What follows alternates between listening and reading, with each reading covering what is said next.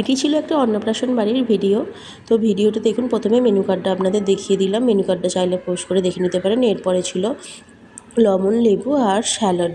তার সঙ্গে ছিল সাদা প্লেন রাইস, আর ছিল শাক ভাজা বাদাম দিয়ে। তো শাক ভাজা দিয়ে ভাতটা গল্প করে করে খাচ্ছিলাম। খেতে খেতেই এসে গিয়েছিল পিস মুগ ডাল, আর ছিল তোপসে ফ্রাই।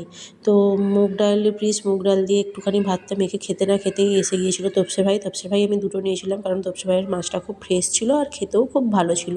অন্যান্য তোপসে ফ্রাইয়ের থেকে টেস্টটা অন্যরকম ভালোই লেগেছিল, তো নিয়েছিলাম। তো এরপরেই দিয়েছিল ফুলকপি আর আলুর তরকারি। তো ফুলকপি আলুর তরকারি দিয়ে খেতে না খেতে এসে গিয়েছিল দই কাতলা। দই কাতলা দিয়ে ভাতটা মেখে একটু খাচ্ছিলাম। তো দই কাতলাটাও ছিল ফ্রেশ, আর মাছটাও ছিল ফ্রেশ আর জুসি, আর টেস্টও ভালো করেছিল। এরপরে ছিল মটন কষা। তো মটন কষা তো ভালোই লাগে, কিন্তু বেশি তো খেলে সমস্যা, তো বেশি খাওয়া যাবে না। তো 2 পিস নিয়েছিলাম। 2 পিসের মধ্যে একটা আবার আমার হাজব্যান্ডের পাতে তুলে দিয়েছিলাম, কারণ ওই রেয়াজি পিসটা খেতে ভালোবাসে। তো মটন কষা দিয়ে খেতে না খেতেই খাওয়া হয়ে যাবার পরেই আবার 2 পিস মটন কষা নিয়েছিলাম, কারণ মটনটা সত্যিই খুব সুন্দর টেস্ট করেছিল, আর রান্নাটাও খুব ভালো ছিল। দেখুন কালারটাও কত সুন্দর এসেছিলো। এরপরে ছিল চাটনি, পাঁপড়, আর ছিল রসমালাই, কেশরী রসমালাই। রসমালাইয়ের সাইজটা এখানে অন্যরকম করেছিল, গোল গোল।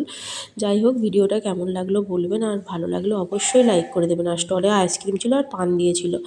আর অবশ্যই কমেন্ট করে জানাবেন যে কেমন ভিডিওটা হয়েছে, আর চ্যানেলটা পারলে সাবস্ক্রাইব